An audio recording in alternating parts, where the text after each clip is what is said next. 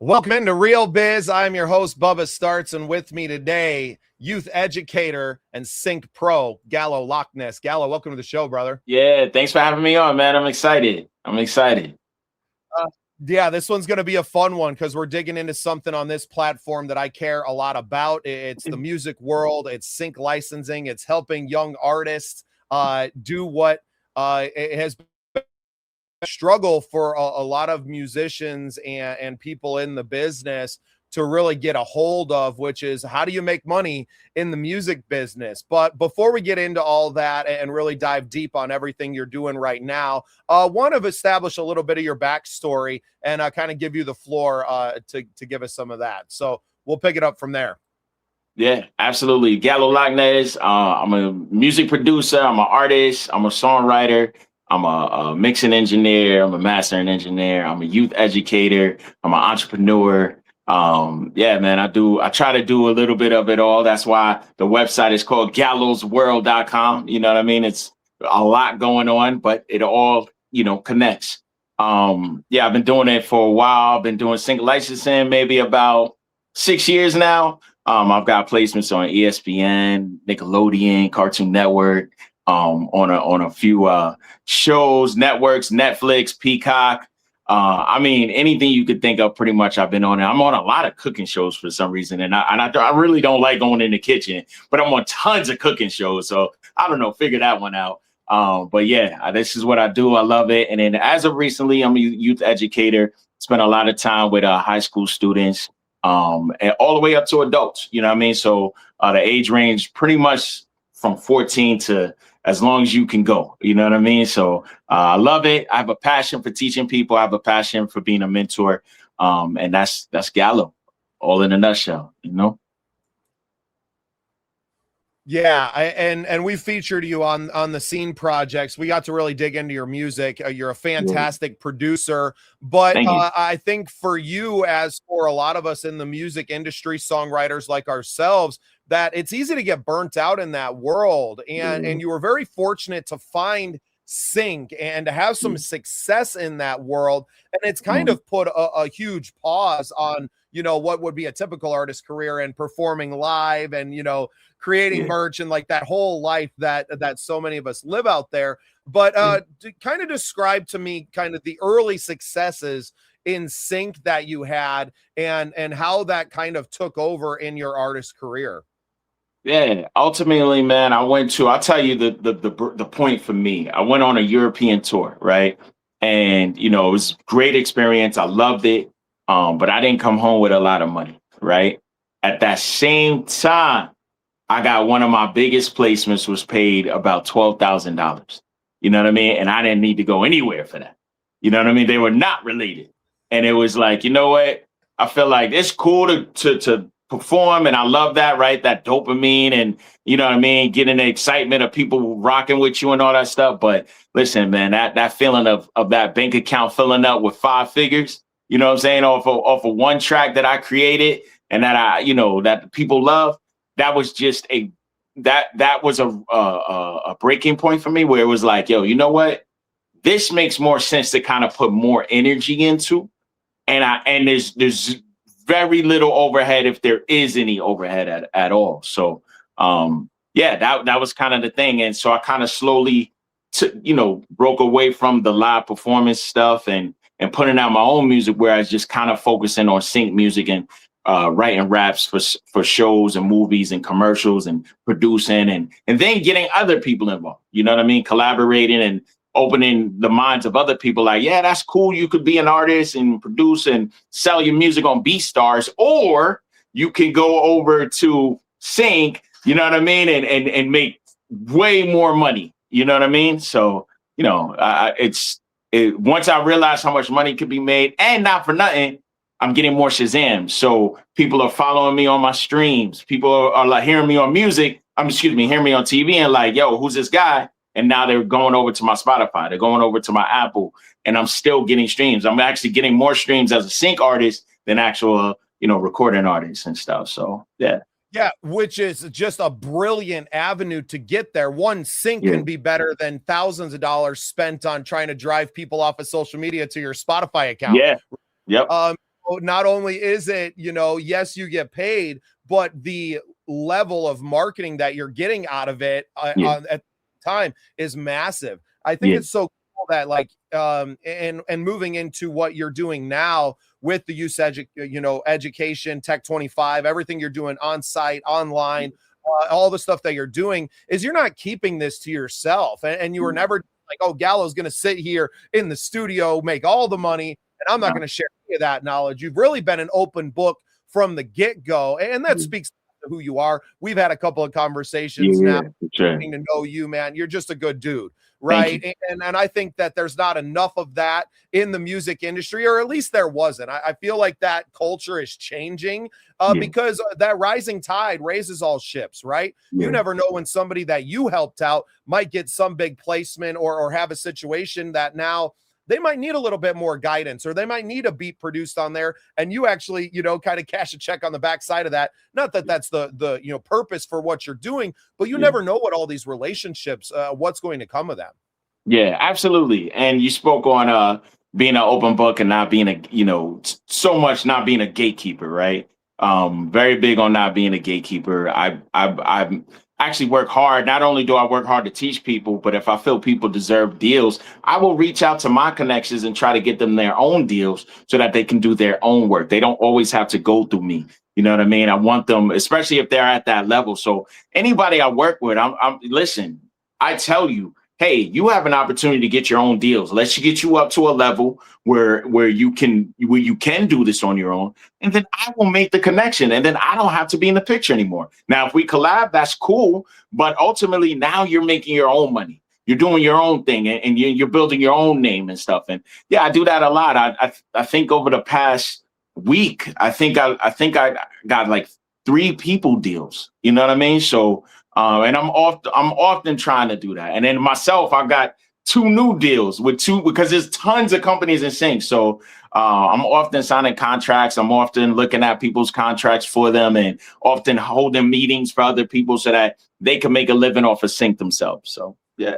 Well, and I think by the example that you're setting, these people that you're helping are inevitably going to help others as well, right? And like teaching, the teach a man to fish, right? Like, look, I can do something for you, but I could also teach you, and then you could teach others once you know. And the effect on the lives that you're having for the music world is just incredible, man. I think it's so awesome what you've been doing and building. Talk to me a little bit about Tech 25, and let's share something about them.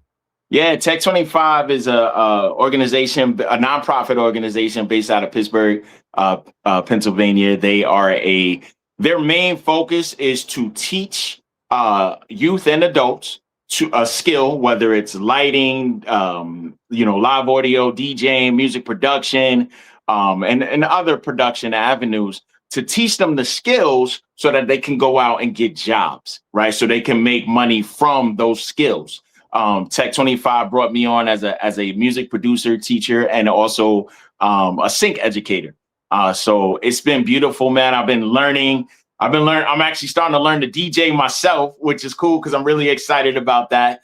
I'm learning live audio. We actually are going out to a Juneteenth gig tomorrow. Because today is Juneteenth, right? Yeah. So we're going out to a Juneteenth gig tomorrow. And that's another thing that Tech 25 does. If a community event is happening, they will make themselves available to provide the sound and provide, if they need a DJ, then we'll use one of our students to DJ the event. And the community doesn't have to pay for it. It's all free. You know what I mean? So, yeah.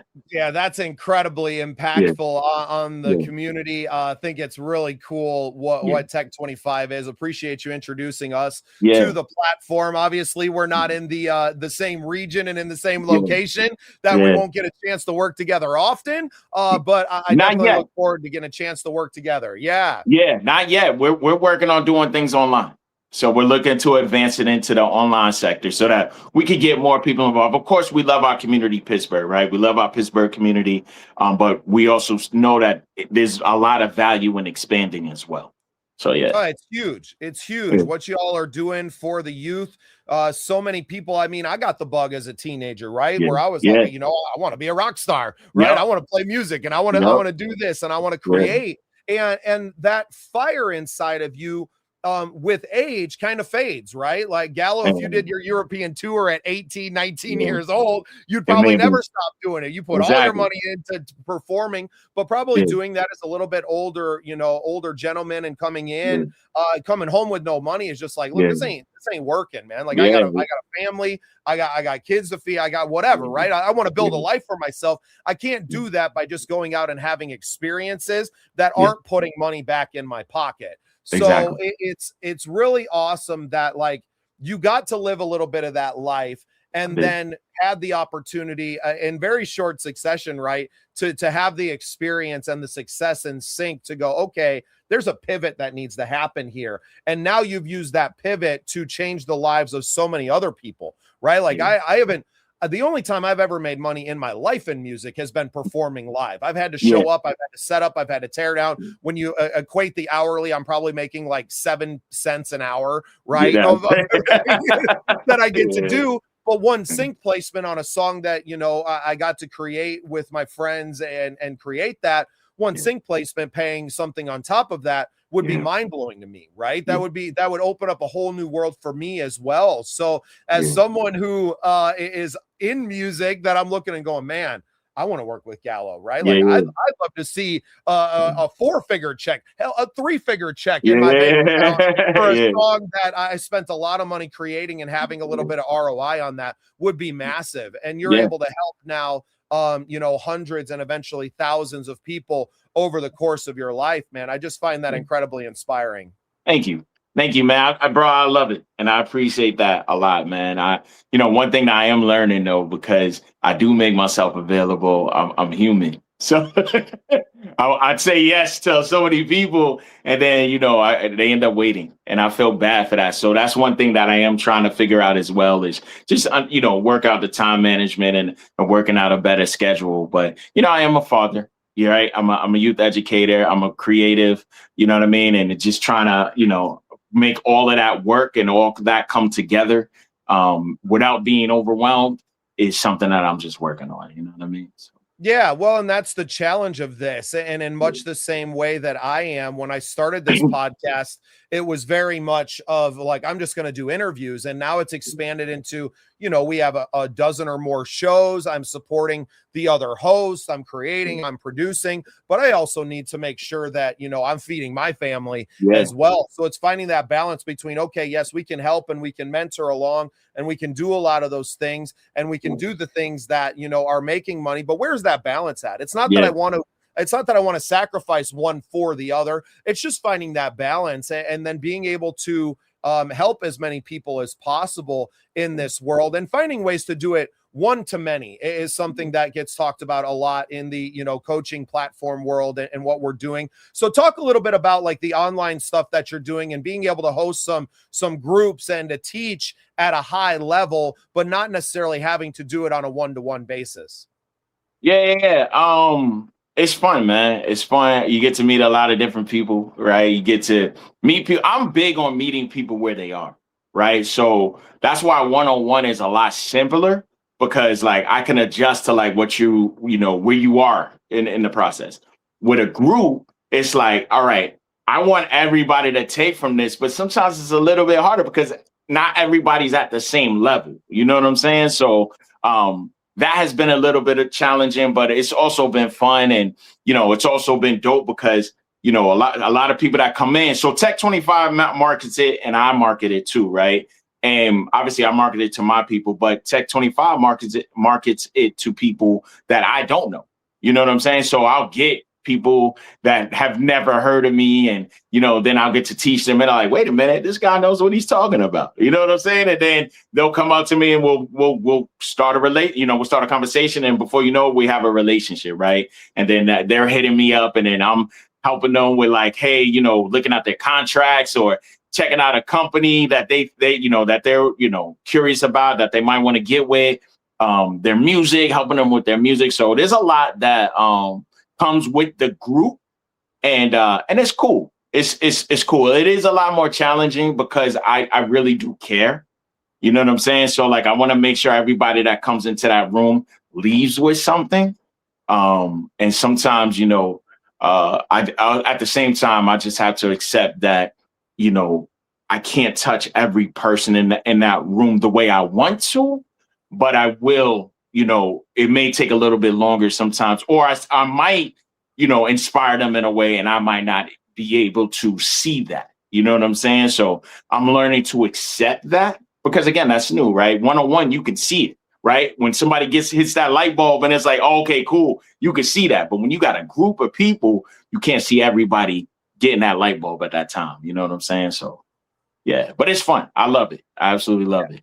And you're going to get better at this, right? Like you've learned all the other things in your life to do. You're going to figure this out just like you figured all the rest of it out as well. You're going to continue to get better at it. I know this is a relatively new adventure for you. What, 2.5 months or so? Kind of stepping into that educator space. So a year from now, we're going to come back. We're going to have another conversation. We're going to talk about all the things you learned in that, and you're going to continue to keep sharing with our community and putting it out there. Gallo, just to kind of establish a little bit of the success that you have had, what was your biggest placement dollar-wise? Dollar-wise, man, so I've had a lot of I've had a lot of 5-figure placements. I've got a few $12,000 ones. I want to say 17. I think it was 17. No. I got a $25,000 one. I got a $25,000 placement, and that was for a movie. That was a movie out in Germany. I can't remember the name of the dang movie, but it was in German, and it was cool. I worked with so the way I got that was I got in contact with the music supervisor. The music supervisor happened to be working on this movie, and I did the music for it. And she was like, hey, they love it, but the director has some more requests. So the director came. I started talking to the director, and he was like, hey, I need you to do this and this and this. I'll pay you X, X, X, X. You know what I mean? And it all equivalated to $25,000 in total. So yeah, it was dope. It was 6,000. It was 4 tracks, and it was 6,000. No, it was 3 tracks. Wait, 6, 12, 18. Yeah, it was 3 tracks, and that was for 18,000. And then it was another all the adjustments. He was like, hey, I'll pay you another $6,000, and that 7,000, and that came up to 25,000. Yeah. Yeah, and that's something that I feel like a lot of really talented producers and artists that are able to make them. And no doubt that, I know you're an artist. We've heard you, doing your thing there, but it is really the benefit in being able to produce your own music so that you can make adjustments. Yeah. I mean, it's more work. So, I mean? It's bittersweet, right? It's like, yeah, I'm gonna get paid, but I gotta work more. You know what I mean? But man, I'm gonna be honest with you, man. Also, another really dope thing is working with a producer that knows what they're doing. You know what I mean? So like, I am one of those producers, but I also work with other producers that know what they're doing. You know what I mean? And, that just amazed me sometimes. You know what I mean? I work with this one producer by the name of Jason Payne, and we've gotten tons of placements together. But I'll top line his music, and top lining means, you're adding vocals on top of the music. So I'll top line the music, whatever. I have my vocals or whatever. And then I'll send him I'll send him a lead track. I'll send him a background track. I'll send him the ad-lib track, but with different energy. And he'll cut and paste certain parts of my vocals and add it at different parts of the track. And it's just like, not every producer takes the time to do that. You know what I'm saying? And it's wonderful. And the end result is just amazing. And that's why we get so many placements, because, we take a little bit more time. You produce it like you care, like you want to win. And that's what it's about. So, being that type of producer, it's cool that I make beats and I can do that. But I learned that over time. Like, sometimes we got to put 4 or 5 hours into just the beat. You know what I'm saying? Or the post-production, you know what I'm saying? So to make it work. Yeah. Well, and especially when you're talking about some of these placements for the NBA or all these other times. I mean, you're talking about massive viewership. You can't be putting out garbage product, but the product is only part of it. And I feel like so much of your success has come from the relationships that you've built Can you kind of talk about that side for an artist that's looking to get in? Like, where do you build relationships? Who are you building relationships with that's actually going to help you? Yeah, man. So ultimately, first and foremost, from the ground level, I'll start from the bottom. From the ground level, you want to build a relationship with a very talented producer, right? Somebody that you can trust. Sometimes they may charge, especially in the beginning, if they don't really know you. Yo, yeah, I might charge this much for beats, and we can work together. But when you show up and and you're effective, you're not only is it quantity, but it's quality, and you're efficient with time, and you're dependable. That's what matters the most. So they might send you, like yesterday, I had a producer send me 6 beats and was like, yo, I need this done in like a week and a half. A lot of people are going to be like, yo, what? But for me, that's first of all, that's the reputation I've created, right? So I can do that. I can knock that out in a week and a half. You know what I'm saying? So that's first and foremost, the producer. The second thing is, maybe a library owner or a library curator or sync A&R. You want to build a relationship with these people. Find out who they are. If you like a library and you see a library is active, find that person. Find out who the sync A&R is or the creative director is. Find them on LinkedIn. Find them on IG. You know what I mean? Build with that person. See what type of music they're working with, and if you make that type of music, build with that person. Ask them, maybe go to the library, see what type of music they don't have in the library that you're good at, or reach out to them. Hey, I noticed you guys are getting a lot of stuff. I see you guys work on this much. How can I help you? I also do this type of music. Or what have you noticed that people are looking for? I can create that type of music and help, the library make better relationships with other companies, right? So again, being dependable, being assertive, right? Just being on top of it. And then the next thing, of course, is music supervisors, right? Music supervisors are the people that select the music. So if you are somebody that can actually reach a music supervisor, get the opportunity to get their attention, you want to keep their attention. So you want to send them everything that they want. Yeah, they want the music, but they want to make sure the paperwork is good, the split sheets, the everything's registered, the metadata, all of that is important. And on top of all of that, you have to be nice. You have to be kind. You have to be respectful. Excuse me. You have to be respectful to them. So when you have all of those qualities and you're dependable and they know that they can rely on you, they'll continuously come to you and hit you up. I can't tell you how many every day I get an email from a library owner or a supervisor. Hey, we're working on this. We're working on this show. Do you have anything for this? Hey, can you knock this out? Hey, we got searches for this. We need a top liner for this. Can you do that? You know what I mean? So it's all about building a reputation and being nice and being kind and dependable. Yeah, absolutely love it, Gallo. It's always such an incredible time getting to spend a few minutes with you. Everybody can check out gallosworld.com, GALLOWORLD.com. Just incredible, man. You're such a wealth of knowledge in this space, and I appreciate you spending some time with me. Hope I get the chance to work with you in the future. Yeah, we will. We will. A few minutes. I might play you one of my tracks when we get off live here, and see what you think about what we got going on. Now, we come from obviously different worlds musically, but you never know when an opportunity might come along for anyone in any genre, right? And I think I want to really drive that home with everybody who's listening and will hear this and see this, that it is it doesn't matter what genre you're in, the knowledge that Gallo is giving you is going to help you in your career, and the relationships are ubiquitous, right? These people are working with all different kinds of projects. So Gallo, appreciate you, brother. Great to catch up with you again. Thank you for spending some time with me today, and thank you for being part of the scene. Yeah, thanks for having me, bro.